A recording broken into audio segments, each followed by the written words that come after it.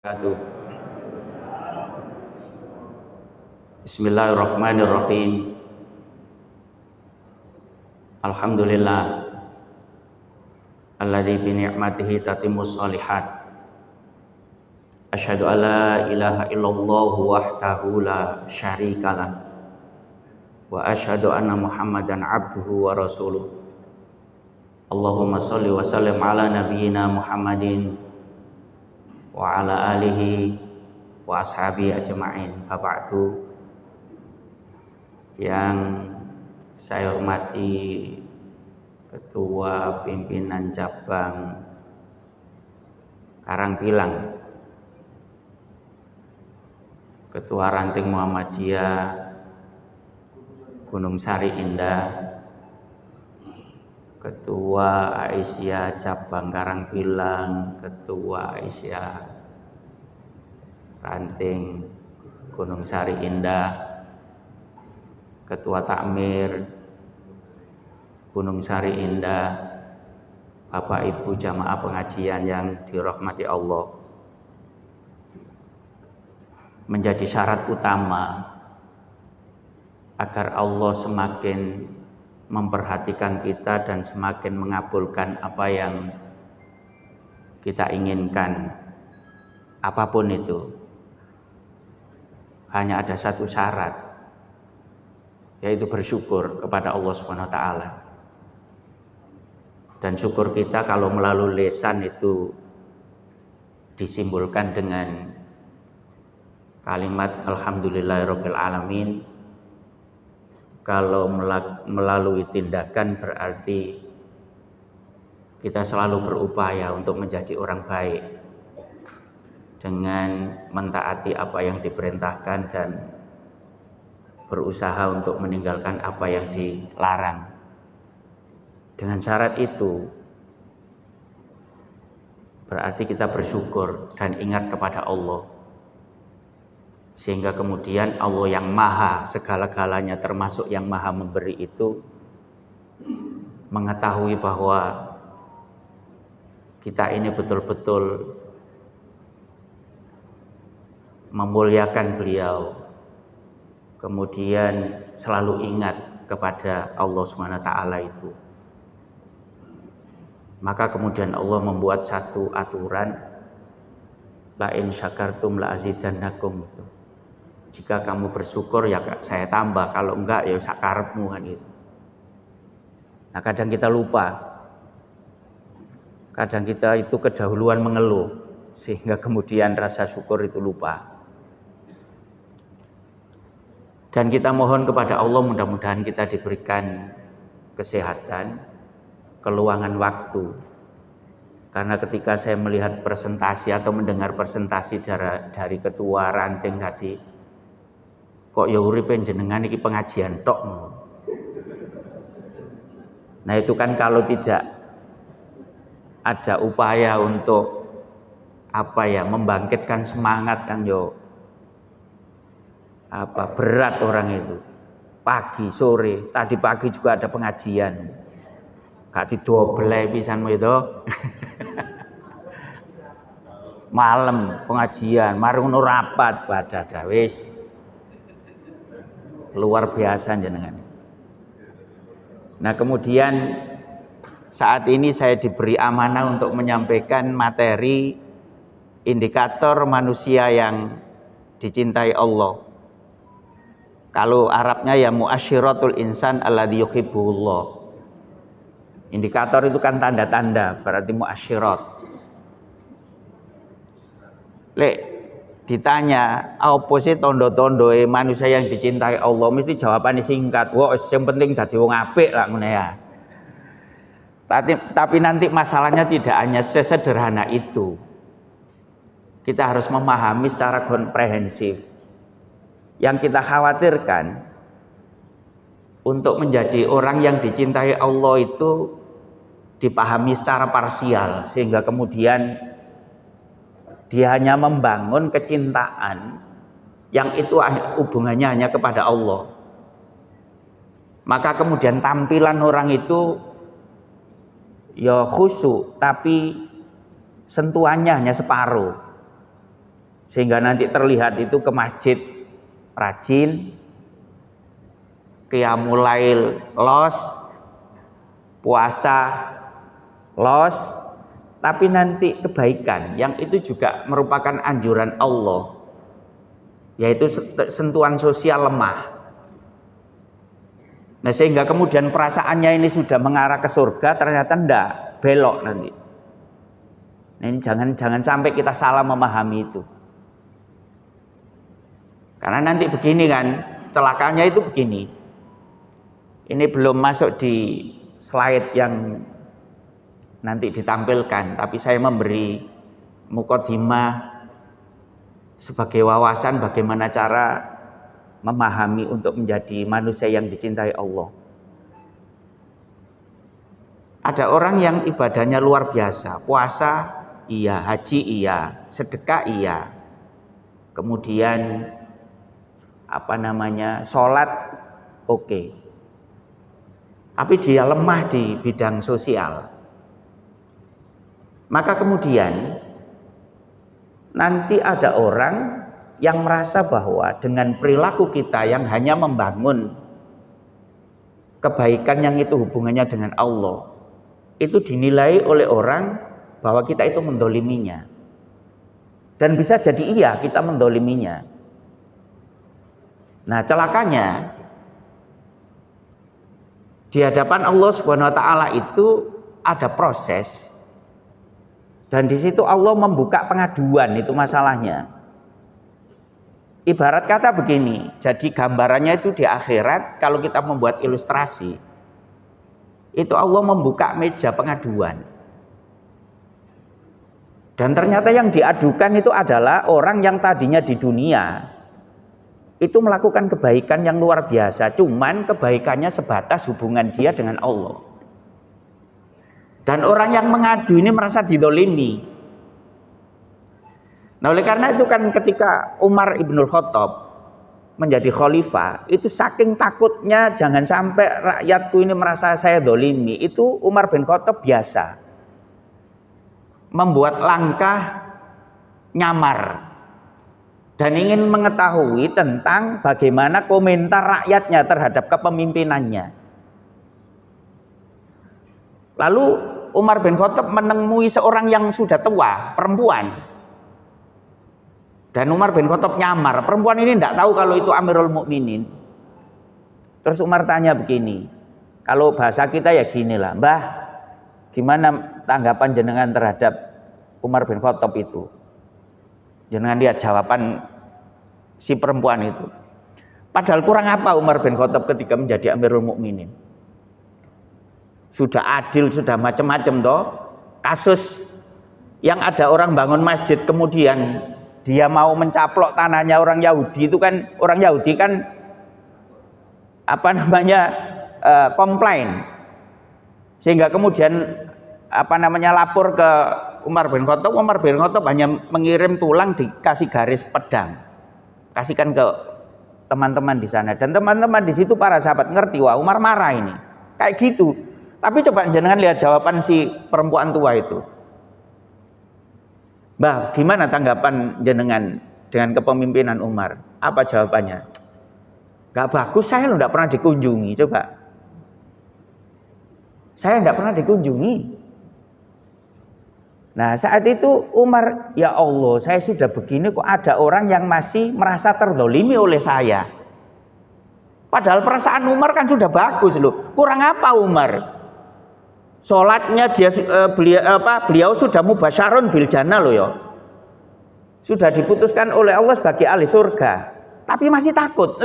Kita kan ya wis nyantai. Wis enggak ngurus kamu, yang penting aku wis dicap swarga, ngono toh. Tapi ndak Umar. Dan nanti kan bisa dianulir itu di akhirat itu.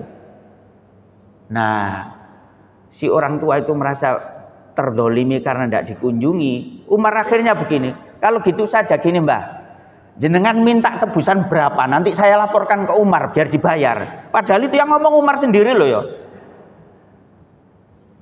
Jenengan minta berapa, biar Umar nanti saya kasih tahu gimana Umar itu. Padahal Umar sendiri yang ngomong. Apa maksud saya? Jangan merasa kita sudah baik, dan sudah membuat keputusan bahwa kita dicintai Allah, tapi ternyata apa yang kita lakukan itu sebatas hubungan kita dengan Allah. Dan di balik itu ada manusia yang merasa belum kita baiki dan kita belum termasuk orang yang muhsinin. Dan itulah nanti di akhirat kalau kita dieksekusi persis dengan apa yang disampaikan oleh Rasulullah. Tahu nggak? Sahabat waktu itu kan diklarifikasi oleh Rasulullah tentang pemahaman. Tahu nggak kalian siapa orang yang bangkrut itu? Yang hadis muflis itu. Nah itu kan jawaban sahabat, ya orang yang bangkrut di antara kita ya orang yang sudah tidak punya uang, usahanya sudah kolap itu. Jawabannya enggak. Orang bangkrut dari umatku adalah dia yang ketika kembali ke hadapan Allah itu membawa pahala sholat, membawa pahala puasa, membawa pahala haji, tapi juga termasuk ada tuntutan dia itu membawa dosa dengan sesama anak Adam. Bisa jadi dia membicarakan kejelekannya, bisa jadi dia memukul ini, bisa jadi memakan harta itu dan seterusnya. Dan itu di hadapan Allah dieksekusi. Apa? Maka pahala yang dibawa itu diambil oleh Allah, diberikan kepada orang yang dizalimi itu. Jika kebaikannya habis, kejelekan orang yang dizalimi itu diambil oleh Allah, diberikan kepadanya. Yang tadinya perasaannya masuk surga, ternyata ujung-ujungnya neraka. Nah tentu kalau orang dicintai Allah itu kan berarti mendapat kehormatan, kemuliaan tersendiri. Siapa yang nggak mau dicintai Allah? Tidak ada orang. Sejahat-jahatnya orang, jenengan kasih pertanyaan, sampean mau nggak dicintai Allah? Padahal jahat loh ya. Terus mesti jawabannya mau, nggak gelem mau, nggak ada. Berarti menjadi orang yang mulia. Nah kita pelajari, wis dalile ya wis iku wae, tapi nanti kan diskusi kita itu yang penting, biar nanti kita ndak lek basa apa ya, basa ndukune iku ndak kecele. Nggak tahu basa. Artinya apa yang kita pahami itu ternyata salah gitu loh. Atau kurang gitu. Nah, maka kita pelajari. Nah, ini satu, menjadi orang yang bertakwa. Jadi orang-orang yang bertakwa itulah yang dicintai oleh Allah Subhanahu wa taala. Bala man aufa bi ahdi. Kemudian wattaqau fa innallaha yuhibbul muttaqin. Kemudian ada lagi innallaha yuhibbul muttaqin. Yang jelas ayat ini menunjukkan bahwa Allah itu mencintai orang yang bertakwa. Saya berdiri aja ya. Nah, coba jenengan lihat. Ini. Bukan demikian sebenarnya siapa yang menepati janji yang dibuatnya dan bertakwa, maka sesungguhnya Allah menyukai orang-orang yang bertakwa. Jangan diambil poinnya bertakwa toh. Tapi ada irisan, orang yang bertakwa itu realisasi dalam hidupnya itu tidak pernah ingkar janji. Dan orang yang tidak ingkar janji itu ya karena respon dari ketakwaannya. Orang itu tidak takwa, wis mesti nyulayani janji tok di sini. Kenapa? Karena tidak ada rasa takut. Nanti di hadapan Allah itu akan dieksekusi janjinya itu. Dan Bapak Ibu perlu paham, saya disuruh milih begini, hanya ada dua pilihan dan ini sering saya sampaikan. Andai kata saya disuruh milih, Ustadz, jenengan pilih mana? Hubungan dengan Allah itu tidak begitu kuat, tapi hubungan baik dengan Allah tidak begitu kuat, tapi hubungan baik dengan sesama kuat. Saya ulang lagi, hubungan dengan Allah atau hubungan baik dengan Allah itu tidak begitu kuat, tapi hubungan baik dengan sesama kuat. Pilihan keduanya, hubungan baik dengan Allah kuat, tapi hubungan baik dengan sesama lemah. Kalau saya ditanya itu, saya pilih yang pertama. Seharusnya pilihan yang paling utama ya hubungan baik dengan Allah baik, kuat, hubungan dengan sesama juga kuat. Tapi tidak ada pilihan itu. Maka saya pilih hubungan baik dengan Allah lemah, tapi hubungan baik dengan Allah lemah, tapi hubungan baik dengan sesama kuat. Saya pilih itu. Kenapa pilih Ustaz? Rahasianya. Kalau hubungan dengan Allah itu lemah, saya bisa cukup istighfar. Astagfirullahaladzim. Dan itu Allah merespon.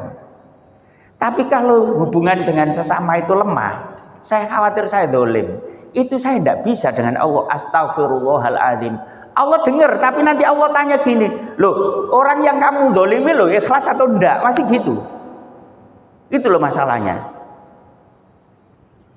Nah dari situ maka kemudian nanti ayat-ayatnya saya melihat, nanti kan apa yang dicintai Allah menjadi indikator yang dicintai Allah itu mesti gandeng antara hubungan dengan Allah baik dan hubungan dengan sesama baik. Mesti gitu.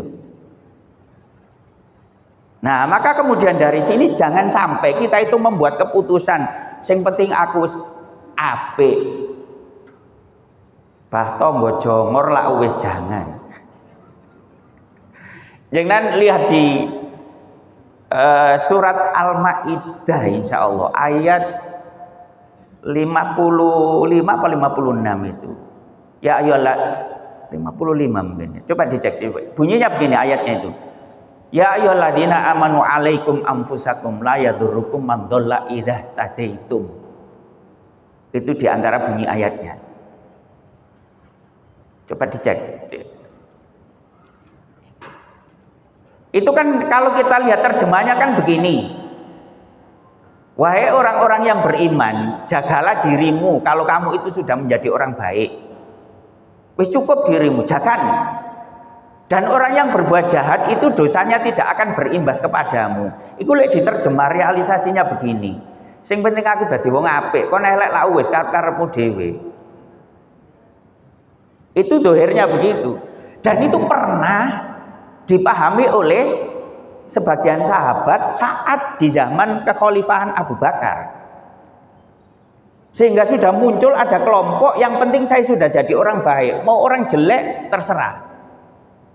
Itu Abu Bakar langsung mengadakan kajian akad pagi loh itu. Istilahnya, tapi waktu itu gak ono kajian akad pagi wes. Jamaah dikumpulkan semua diceramai oleh Abu Bakar. Apa kata Abu Bakar? Ya ayyuhannas, innakum taqra'una hadhil ayah. Ya ayyuhalladzina amanu alaikum anfusakum la yadurrukum man dhalla idza tataitum. Walakinnakum tad'unaha fi ghairi mawdhi'iha.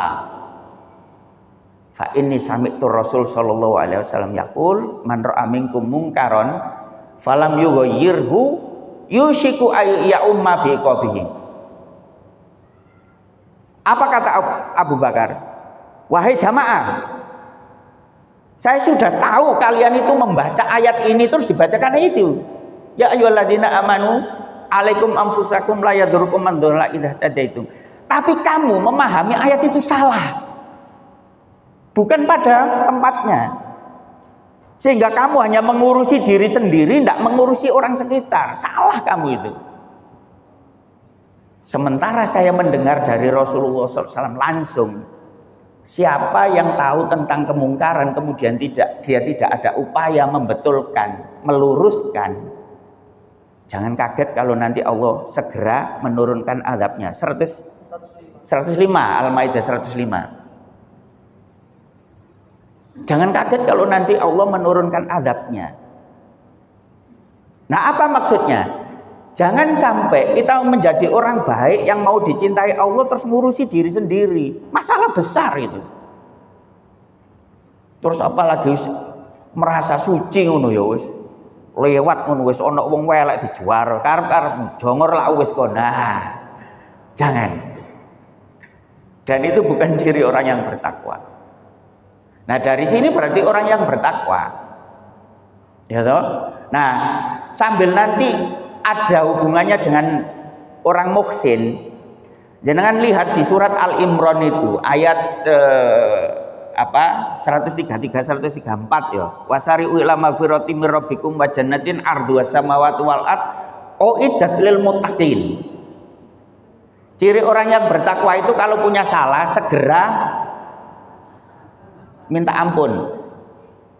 Karena di sana ada surga juga, raihlah surga itu. Dan surga itu kan disiapkan untuk orang yang bertakwa, yang mana surga itu luasnya seluas langit dan bumi. Nah dari situ aneh jika ada orang nanti di akhirat tidak kebagian surga, itu kebacut. Loh sekarang kita di dunia loh, ini di bawah langit, di atas bumi loh ya. Ngono akeh tanah kosong loh ya. Dan laut pun belum ada yang nempati. Loh gitu loh di surga yang sudah dibilang oleh Allah arduas samawati wal ard. Luasnya itu seluas langit dan bumi. Itu disiapkan oleh orang yang bertakwa. Kok ana wong gak duwe nggon swarga, lak kebacute wong ta. Nemen.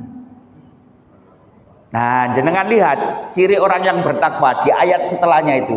Alladzina yunfikuna fis sarra'i wadh-dharra'i wal kadhiminal ghaidha wal 'afina 'anil nas. Wallahu yuhibbul muhsinin. Ciri orang yang bertakwa.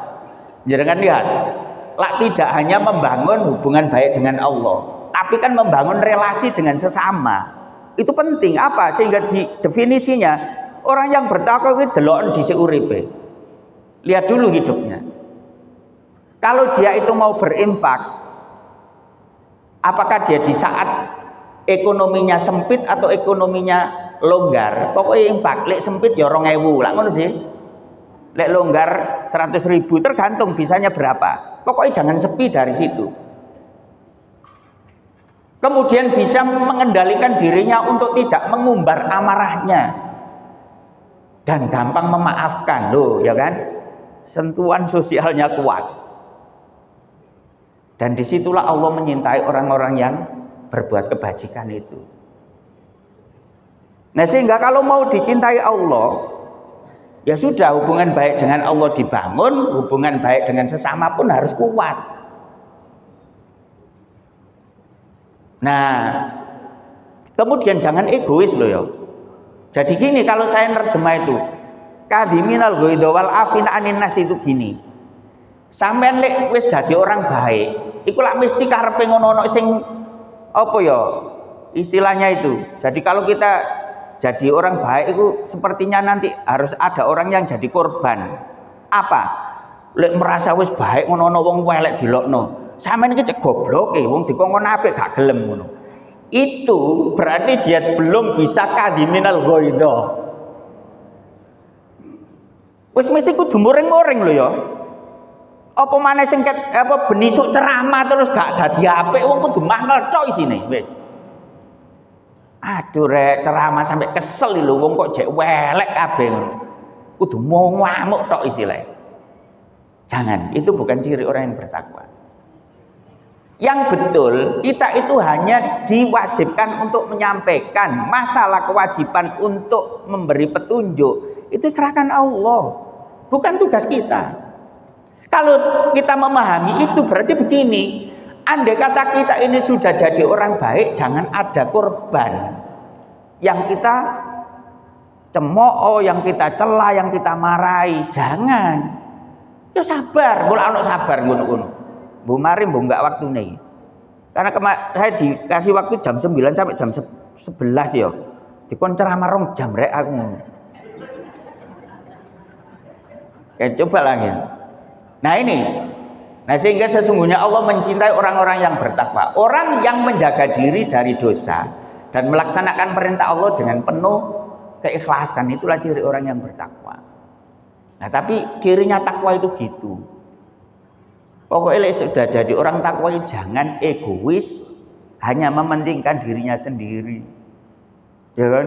Nah termasuk konsekuensi orang yang bertakwa itu ya harus mengejar kebaikan, diantaranya adalah memberi nasihat kepada orang. Jika orang yang kita beri nasihat itu mendapat petunjuk dari Allah, ya iku kok ya sing jalan kita untuk mendapat surga itu. Li ayyahdiyallahu bika rajulan wahidan khairun laka min humurin ni'am. Jika Allah itu memberi petunjuk seseorang karena upayamu, mungkin karena nasihatmu, mungkin karena kamu memberi suri tauladan, itu nanti hadiahnya ya toh luar biasa di hadapan Allah. Lebih istimewa daripada kita diberi kendaraan yang mewah di surga. Coba. Nah itu penting di situ.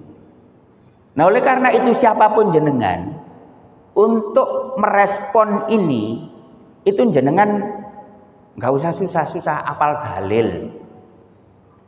Saya khawatir itu masih ada yang memahami kalau dakwah itu mesti dalil. Ndak, itu ceramah sing dalil kuwi. Jadi dakwah itu bisa ya setiap kita berinteraksi dengan sesama, memberi contoh yang baik itu sudah luar biasa. Wis tak kasih contoh gini. Sampeyan nggak usah dalil-dalil man ahabba an yuwasa fi rizqi wa yunsa fi ithrihi falyasil rahimah. Ini masalah silaturahim. Enggak perlu dalil-dalil kesuwen. Leren buka-buka buku. Baru di interaksi sosial loh. Sampean ketemu teman terus. Assalamualaikum Mbak, sehat nggih? Terus habis itu ngapunten Mbak ya, kula tak silaturahim ke satangga. Lho iku dakwah iku. Engko wong wis ngene. Ya Allah, aku lho nang Pak D kuwi gak tau silaturahim rek.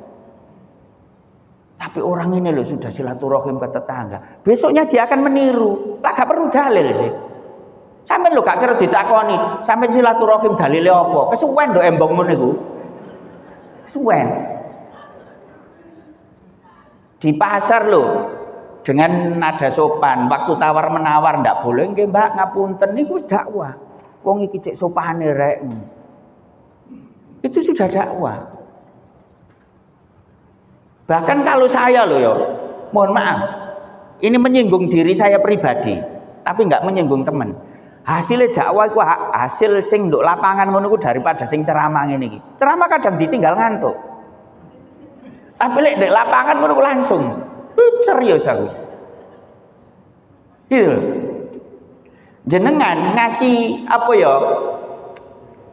Makanan kecil ke tetangga itu wis dakwah.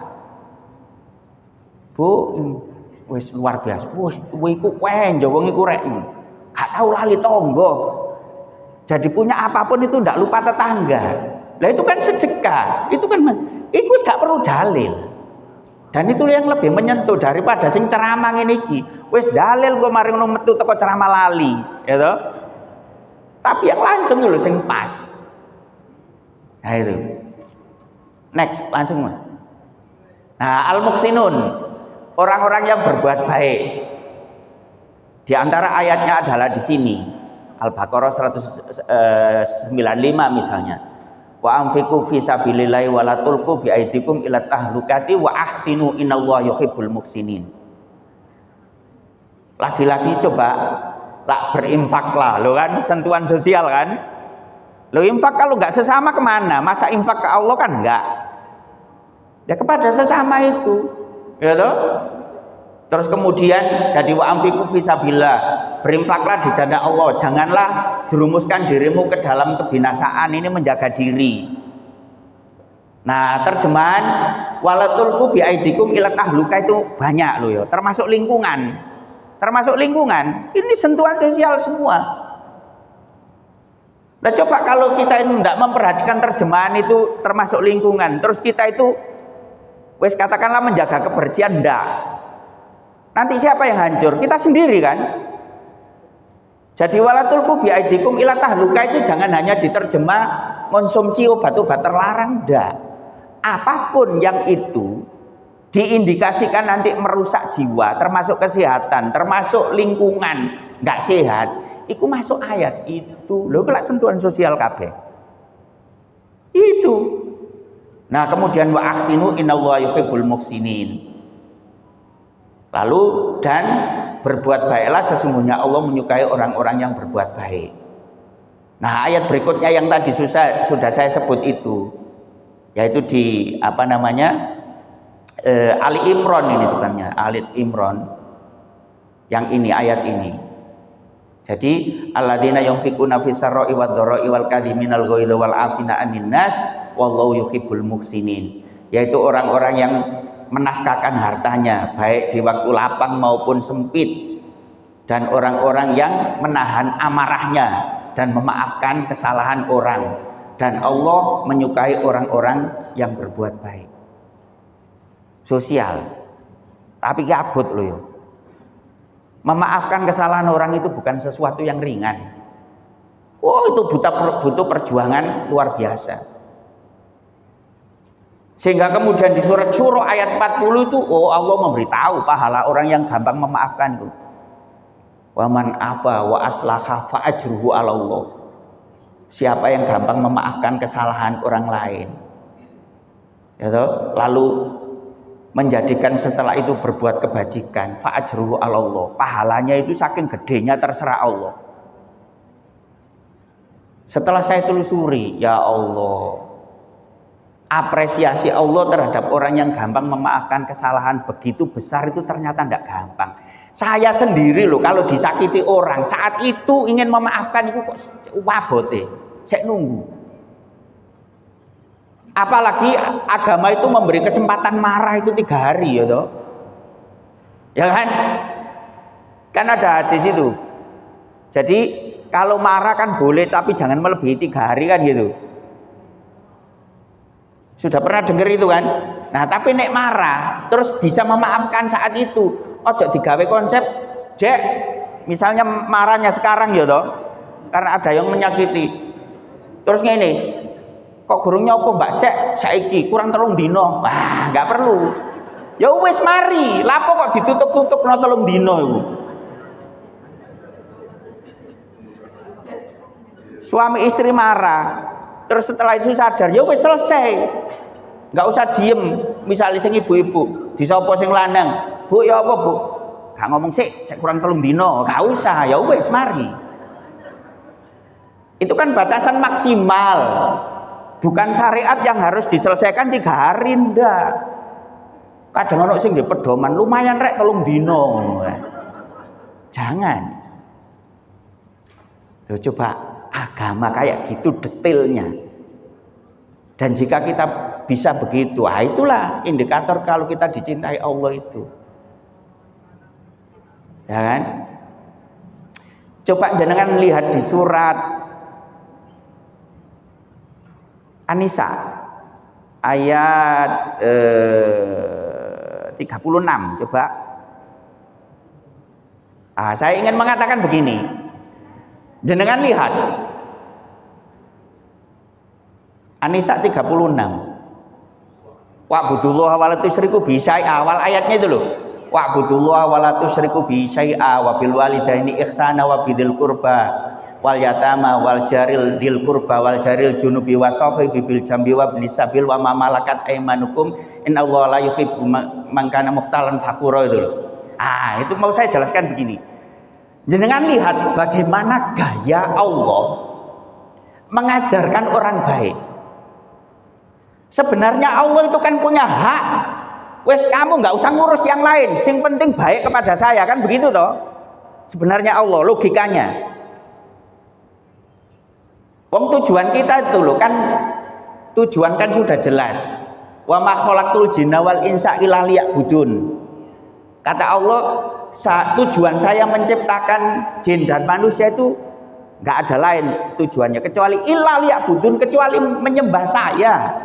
Seyogianya kalau kita pahami kan wis yang penting baik dengan Allah toh. Yang lain lewat kan gitu sebenarnya, enggak usah diurus. Tapi jenengan lihat ayat di situ. Ya Allah, Allah mengajarkan luar biasa kepada kita. Di awal Allah sudah menyatakan hak saya penuhi ya gitu. Wa'budullaha wa la tusyriku bihi syai'a, itu hak Allah. Sembahlah Allah dan jangan menyekutukan dengan sesuatu. Tapi setelah itu pindah Allah, wabil walidaini ihsana, tapi hubungan sosial kamu harus baik, dengan kedua orang tuamu harus baik. Kenapa kok disebut Allah wabil walidaini ihsana?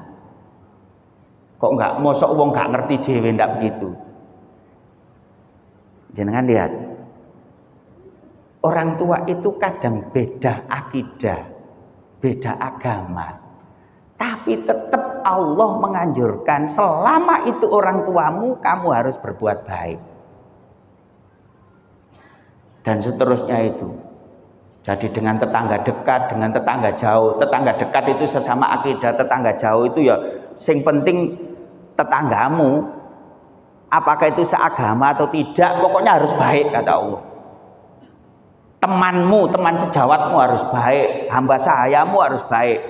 ditutup oleh Allah. Allah tidak suka orang yang sombong. Coba. Dan sombong itu kadang diterjemah al-kibru. Terdefinisinya kibru itu batarul haq wa ghamtun nas, menolak kebenaran dan tidak memanusiakan manusia. Berarti orang yang sombong itu interaksi sosialnya lemah. Iya. Coba.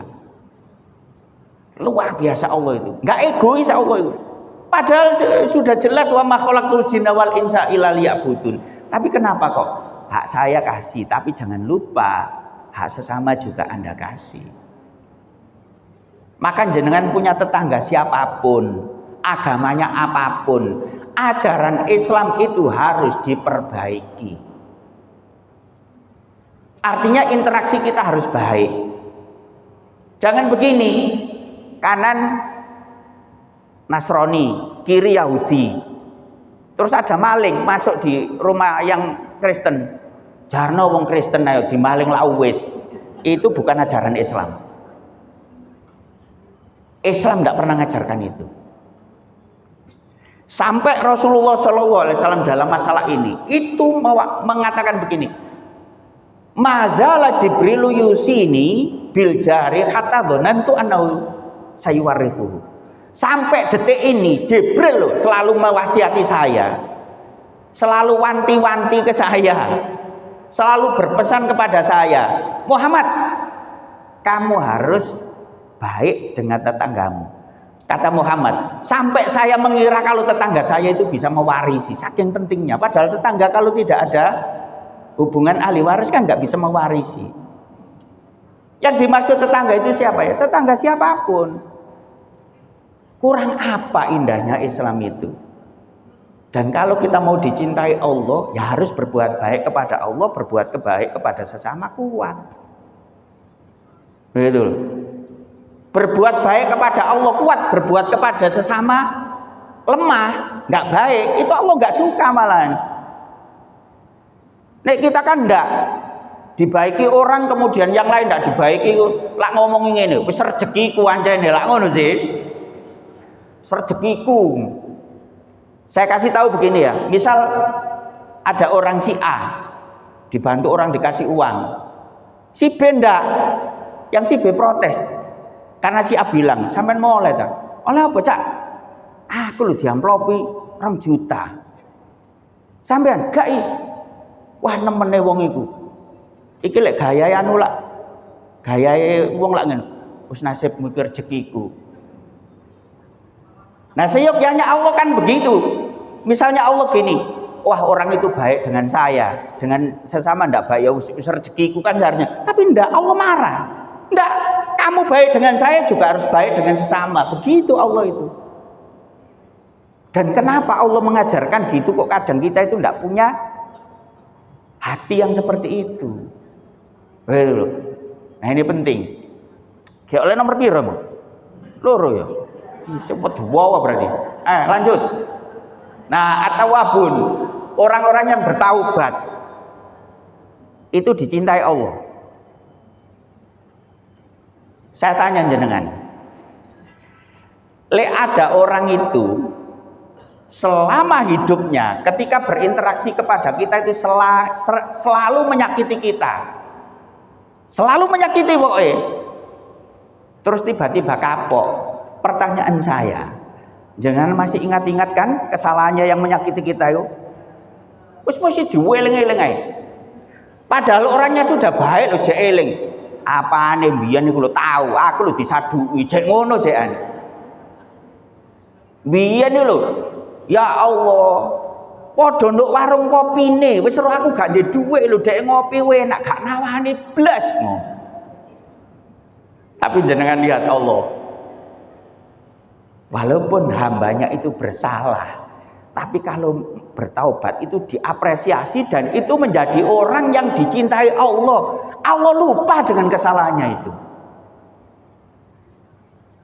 Ya kan? Banyak dalilnya di surat At-Tahrim ya, ayat ke-8 ya ayyuhalladzina amanu tubu ilallahi taubatan nasuha itu. Asa rabbukum ayyukaffiru ankum sayyi'atikum wa yudkhilakum jannatin tajri min tahtihal anhar. Yauma la yukhzillahu nabiyya wal ladina amanu ma'ah nuruhum yas'a baina aydihim wa bi aymanihim yaquluna rabbana atmim lana nurana waghfir lana innahu ala kulli syai'in qadir. Lah ngono sih bunyinya. Wahai orang-orang yang beriman, kata Allah, saya tahu kamu itu banyak dosa. Tapi sudahlah, bertaubatlah dengan taubat yang sesungguhnya. Walaupun tadinya kamu itu pun banyak salah, wis tak hapus dosamu, wis gak tak inget-inget, tak ganti dengan surga. Dan kamu tidak akan dihinakan nanti di akhirat. Coba. Makanya begini, dari ayat ini saya ingin mengatakan begini Pak Bu. Ketika kita berinteraksi dengan sesama, lalu orang itu jahatnya luar biasa, sudahlah, jangan terlalu dimasukkan hati. Bisa jadi orang yang begitu durhaka itu nanti kalau dia sudah tobat itu baiknya melebihi kita. Bisa jadi. Bukan kok kalau kita itu berbuat baik kemudian lunak terhadap kita, berarti kita itu mengakui kesalahannya, bukan di situ. Tapi itu dalam rangka bagaimana nanti dia itu merasa bahwa interaksi dia dengan kita yang notabene adalah muslim itu dirasakan bahwa wah luar biasa, enak dengan orang muslim, enak dengan tetangga kita itu, gitu loh. Jenengan tahu kasus Rasulullah ketika instruksinya tidak ditaati oleh sahabatnya ketika perang Uhud, masih ingat sejarah itu? Ingat ya, kan orang yang ditunjuk untuk posisi di Jabal Rumat itu kan diinstruksikan Rasulullah jangan pindah dari situ dalam kondisi apapun. Aku mbak nyawang jam 12 atau durung dulu. itu kan diinstruksi jangan turun dari situ, ya kan? Tapi kemudian ketika orang yang di atas Jabal Rumat, namanya Jabal Rumat itu gunung yang dipakai untuk pemanah. Rumat itu dari Romyun, Rumatun itu pemanah itu, dan itu kekuatan utama. Tahu kalau teman-temannya yang di bawah itu mengambil harta rampasan yang disebut ghanimah itu, dia tertarik dan mengambil keputusan sendiri kalau kita sudah menang, terus ayo turun ikut ambil ghanimah. Saat itu kan Khalid bin Walid belum masuk Islam, dan Khalid bin Walid saat itu masih menjadi pimpinan kafir Quraisy kan. Cerdas orangnya. Kekuatan orang Islam itu ada di Jabal Rumat. Mereka sudah turun semua, puter gunung dan menyerang dari belakang. Orang muslim kalah sampai Muhammad SAW tercederai. Lalu Muhammad SAW ngumpet di celah gunung yang di Gunung Uhud itu. Kalau jenengan ziarah ke sana mesti tahu. Kalau ditunjukkan loh ya, nek gak ditunjukkan masih riarono ya gak weruh. Gak tahu. Karena itu di Jabal Uhudnya, bukan di Jabal Rumatnya. Kan sebelah Jabal Uhud itu ada kuburan sahabat, termasuk kuburannya Hamzah. Itu agak jauh ke sana arahnya. Kok sampean terus lah? Aku kan kuliah neng kono. Dolen nggonku dolen karena deket. Itu Rasulullah berdarah-darah. Seharusnya Rasulullah marah. Andai kata Rasulullah marah, itu masalah besar. Kenapa? Orang yang salah tadi mangkel. Awak itu kesel-kesel katok-katok sik disengeni rek. Maka Rasulullah nggak marah sehingga mereka tetap baik. Nah itu loh diabadikan oleh Allah di dalam Al-Quran. Fabima rahmatin minallahi lintalahum walau kunta faddan ghalidul qalbi lan faddu min haulik. Ya kan? Muhammad, ini semua adalah rahmat dari Allah sehingga kamu itu bisa bersikap lunak terhadap mereka. Coba kalau kamu itu marah keras, lan fadlu min khaulik, mereka akan lari darimu. Apa maksud saya? Ini ono wong salah aja disengeni nemen-nemen. Mending kita dekati itu nanti menjadi baik dengan kita. Ya loh. Dan itu berarti kita itu muhsinin. Dan itu yang dicintai Allah. Kadang kita lek gak marah koyok rumangsa gak oleh pahala iku lho aneh. Dadi lek gak muring-muring koyo gak berpahala. Sopo sing ngajari ngono kuwi sapa? Padahal itu jelas. Fabima rahmatin minallahi linta lahum walau kunta faddan ghalidul qalbi lan faddu min faul. Fa'fu anhum wastaghfir lahum wa syawirhum fil amri wa idza azamta fatawakkal 'ala Allah. Innallaha yuhibbul mutawakkilin. Kono ngono bi ayate eling ku yo. Lali aku sing gawe kan. Lanjut loh, orang bertapa. Mutatahhirin, orang yang mensucikan diri. Ojo ngene Busan. Berarti kudu sering adus Ustaz ya gak ngono. Jadi mutatahhirin itu komplit. Ya sering adus. Ya, kan mandi itu mensucikan dari hal yang kotor, tapi yang dimaksud itu adalah mensucikan dari segala aspek yang ada dalam diri kita. Ya kotor zahir, ya kotor batin itu harus bersih. Dan Allah mengapresiasi itu. Berarti ini kan juga mantan pendosa toh. Pendosa maksudnya berbuat dosa itu pendosa sing nggawa apa itu mayit kuwi ndak. Iya lak pendosa to arane ya niku. Nduk nggonku arane pendosa, mbok kene. Keranda.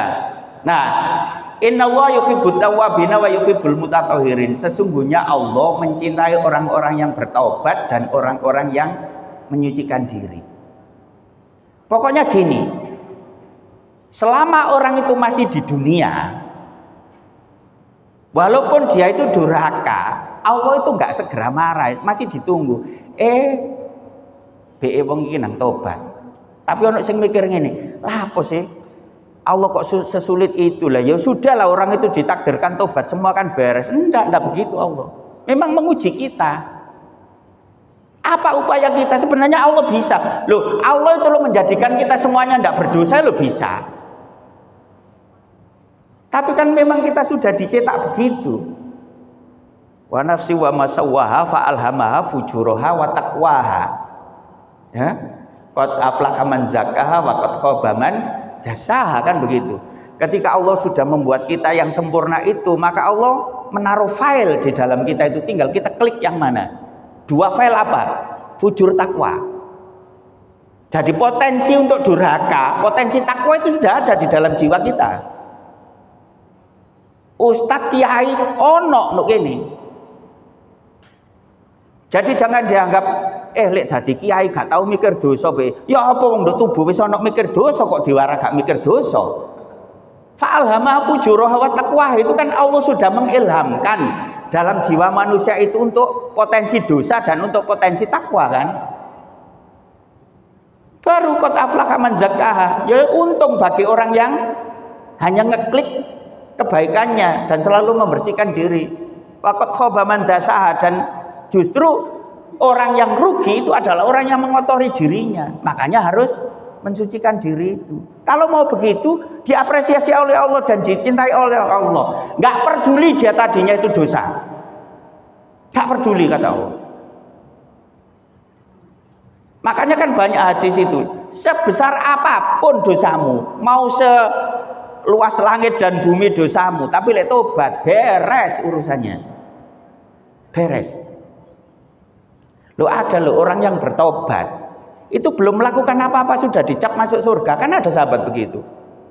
Jadi sebelumnya itu nggak mau iman, nggak mau apa, tapi ketika dia ngeklik dirinya, saya mukmin, saya iman kepadamu ya Allah dan iman kepada utusanmu. Setelah itu ada panggilan perang, belum sholat, belum puasa, lu ngono lu surga. Kan banyak kisah toh, ada orang yang mursal, tapi ketika itu terpanggil dengan panggilan baik, baru melakukan kebaikan, memberi minum anjing loh jadi penyebab masuk surga. Lek didelok track record-e dosae gede tok. Coba. Karena aku ceramah di Surabaya tadi, Surabayaan ceramahku. Ya. Ada orang yang masuk surga loh karena dia lewat di jalan, terus ada ranting menjorok ke jalan.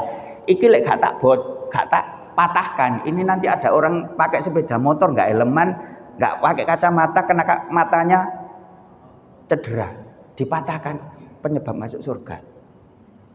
Ada orang yang masuk surga karena membantu orang sebutir kurma, secuil roti. Coba,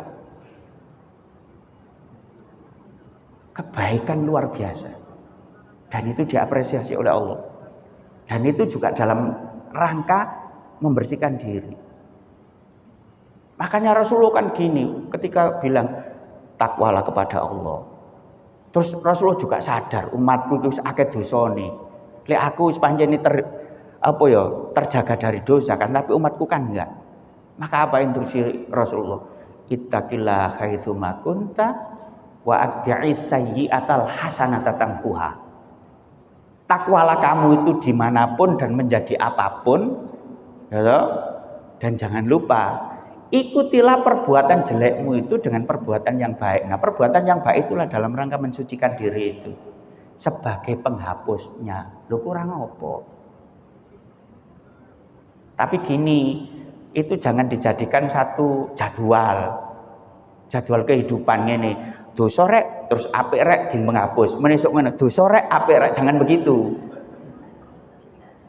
Itu kan artinya gini, jangan dijadikan syariat untuk warna hidup. Artinya gini, kalau kita sudah berupaya nggak dosa tapi gak iso tetap dosa, segeralah berbuat baik untuk sebagai penghapusnya. Ngono beres. Ngono marang dicintai mbek Allah. Padahal kita loh nek orang salah besar ngono wis ada sulit. Wis kok kayak kasus kita loh lek bojo salah ngono lak wangel. Wah, sekolah niku salah tok. Wis njaluk sepuro, wah ngono. Bahkan ono sing sampe kebacut, tak urupno ae kon sesuk ngono. Saking mangkele wisan. Nek Allah ndak begitu. Lanjut. Kok selok kedawan nih. Al-mutawakkilun, orang-orang yang bertawakal.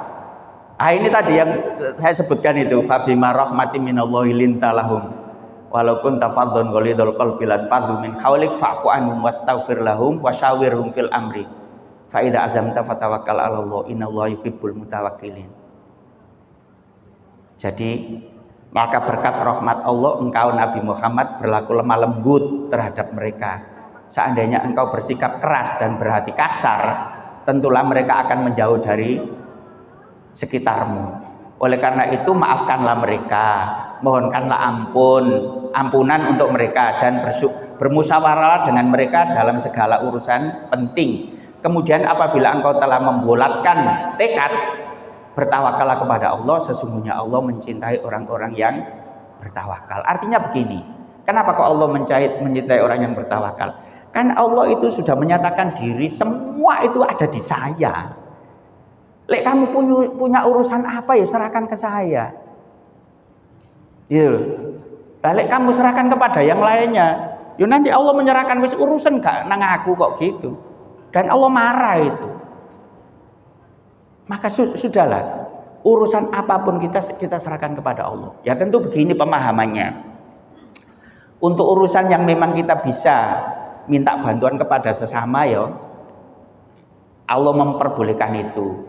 Kayak ngangkat meja gini saya ndak bisa sendirian ya, ojo diserahno nang Allah rek. Wes semua kan harus berserah diri kepada. Tak bantu Ustaz ya, gak usah aku tawakal nang Allah iku kebacut iku. Tidak sampai segitunya. Itu. Nah itu. Lanjut Ustaz.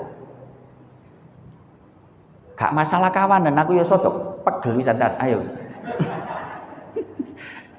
Al-muqsitun, orang-orang yang berlaku adil. Adil. Jenengan tahu pemahaman adil. Adil itu harus sama atau tidak? Saya tanya lagi, adil itu harus sama atau tidak?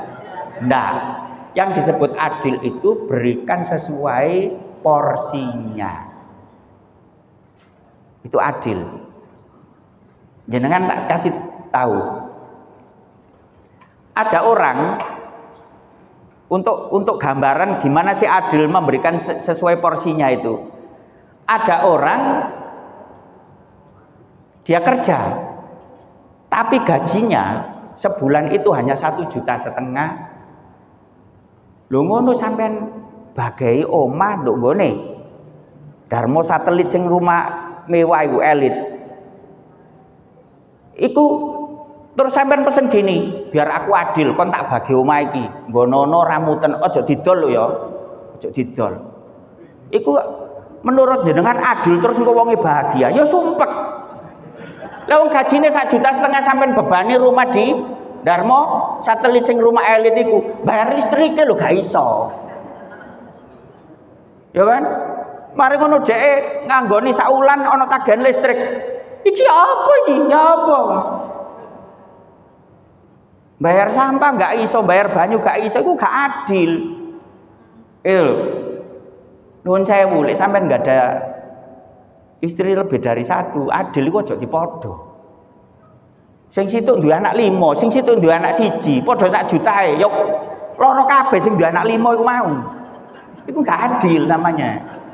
Makanya sesuai porsina. Untungnya gak ada sing duwe bojo loro ya.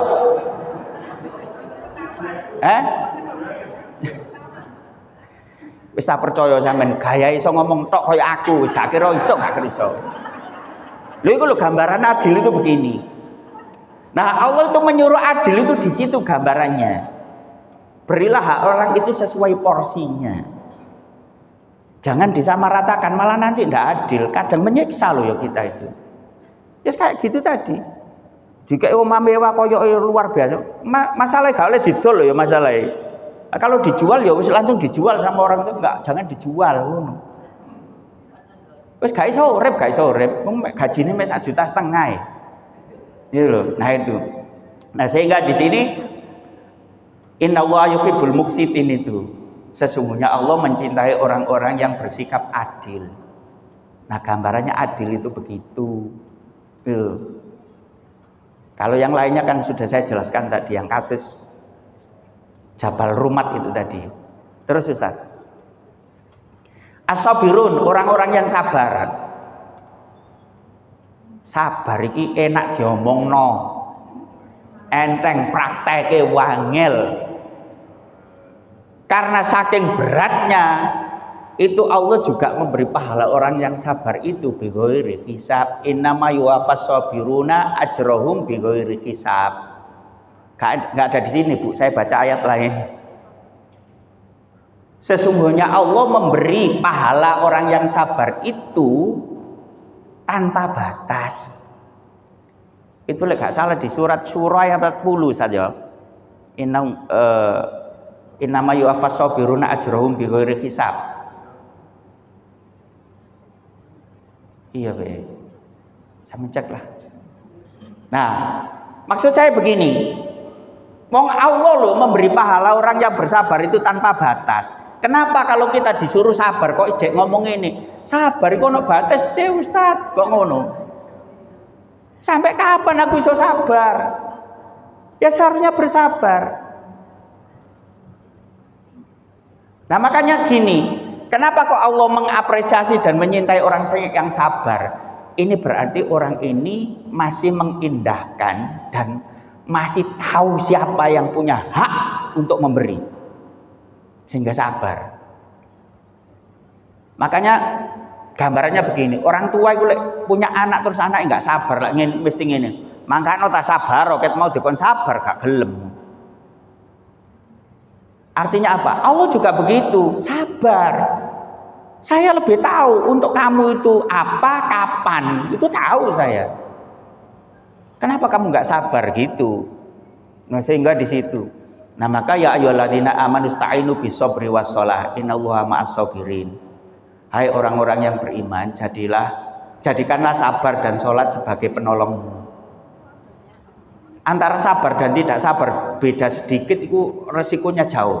Sesungguhnya Allah beserta orang-orang yang sabar. Nah, ada hadis innallaha idza ahabba qauman ibtalahum. Faman radiya falahu ridho, waman sakhita falahu sukhtu. Sesungguhnya apabila Allah mencintai suatu kaum, maka dia menguji mereka.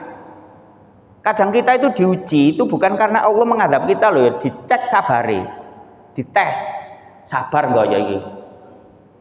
Iki ibaratnya ngene lho Bu, kalau jenengan biyen arep kawin, ngetes bojoku iki meneh cinta aku, kan sampean uji. Tapi kadang gak berhasil. Sampean cerewet, waktu gurung nikah lho, tak cerewetane dhisik, sabar enggak wong iki? Nek sabar kuwi ya rekmu. Tapi ono sing kebacut, waduh rek tak uji tibake gak gelem temen, kuwi getun akhire. Tapi begitulah cara kita ngecek orang ini sabar atau tidak, kemudian muncullah cinta dari kita itu. Nah Allah juga begitu. Jadi kadang Allah menguji kita dengan kesulitan, ngecek orang ini sabar atau tidak. Begitu. Dan kalau sabar dicintai oleh Allah. Nah sehingga kemudian di surat Al-Baqarah ayat 155 gitu saja.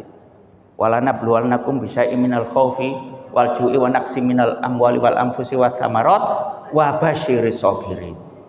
Allah itu muji kita kadang kurang harta, ya. Kemudian anggota keluarga diambil macam-macam. Itu Allah hanya ngetes, hanya nguji apakah kita sabar atau tidak. Kalau sabar, kata Allah, kasih berita gembira orang-orang yang sabar itu. Begitu. Terus, Ustaz, entek Ustaz ya. Selesai toh. Nah, itulah lek jenengan bisa sabar ya toh. Yo dicintai Allah. Nah, nek jenengan ini sabar ya dicintai tak mire. Nah, itulah sabar. Itulah ciri-ciri atau indikator bagaimana kita dicintai Allah. Ringkasnya, saya ingin menggarisbawahi.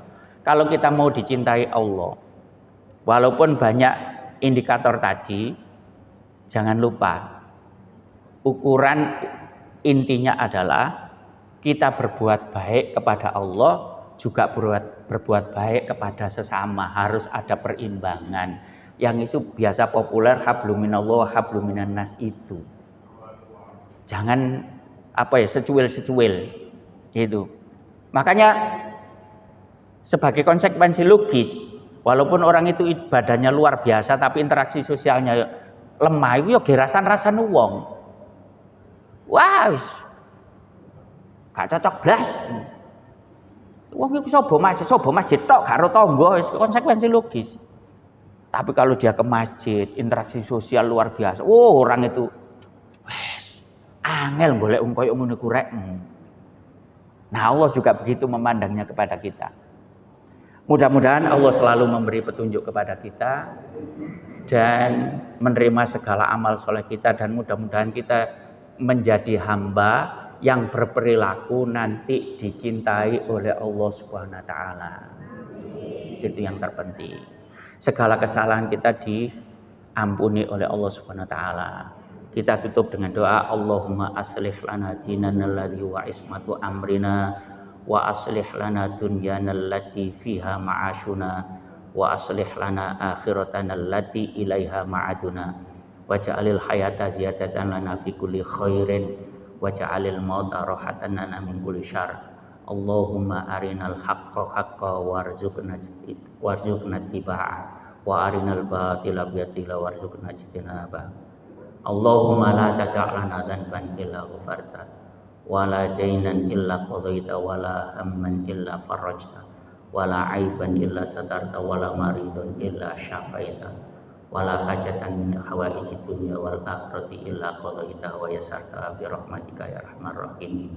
Rabbana zalamna anfusana wa illam taghfir lana wa tarhamna lanakunanna minal khasirin. Rabbana hab lana min azwajina wa dhurriyyatina qurrata a'yun waj'alna lil muttaqina imama.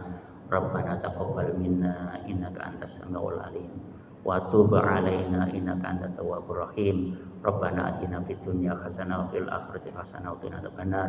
Subhana rabbika rabbil izzati amma yasifun wa salamun alal mursalin walhamdulillahirabbil alamin. Kurang lebihnya mohon dimaafkan. Nasrun minallah wa fathun qarib wa basyiril mu'minin. Wassalamualaikum warahmatullahi wabarakatuh.